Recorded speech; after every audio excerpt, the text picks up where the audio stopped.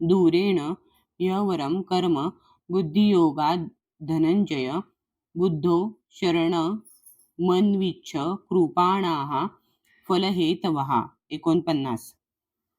दूरेण ते दूरच ठेव, ही खचित, अवरम निकृष्ट, निंद्य, कर्म बुद्धियोगात कृष्ण भावनेच्या बळावर, धनंजय हे धनंजय धनावर विजय प्राप्त करणाऱ्या बुद्धो या भावनेमध्ये, शरणम पूर्णपणे शरणागत, अन्विच्छ प्रयत्न कर, कृपणाहा लोभी, कृपण, फल, हेतवहा सकाम कर्माची इच्छा करणारे किंवा फळाच्या हेतूने कर्म करणारे.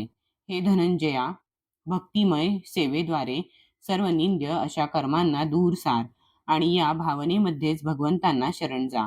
जे आपल्या कर्मफलांचा उपभोग घेऊ इच्छितात ते कृपणच आहेत. तात्पर्य: आपण भगवंतांचे नित्य सेवक आहोत.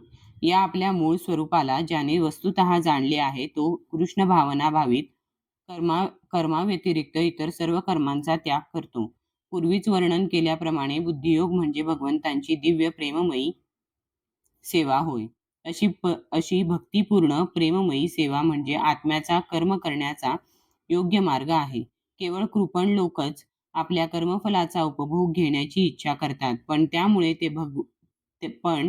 त्यामुळे ते भवबंधनात अधिकच गुंतत जातात. कृष्ण भावनेमध्ये केलेल्या कर्माव्यतिरिक्त इतर सर्व कर्मे ही निंद्य अशी कर्मेच आहेत, कारण अशा कर्मामुळे मनुष्य पुनः पुनः जन्ममृत्यूच्या चक्राला बांधला जातो. म्हणून एखाद्याने स्वतः कर्माचे कारण बनण्याची कधीच इच्छा करू नये.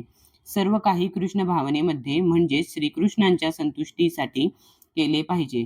कृपण व्यक्तीला सुदैवाने किंवा कठीण परिश्रमाने प्राप्त केलेल्या संपत्तीचा योग्य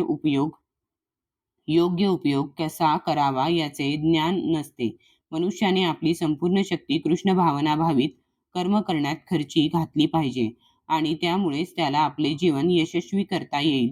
कृपण व्यक्तीप्रमाणेच दुर्दैवी लोकही आपल्या मानवी शक्तीचा भगवत सेवेमध्ये उपयोग करीत नाहीत.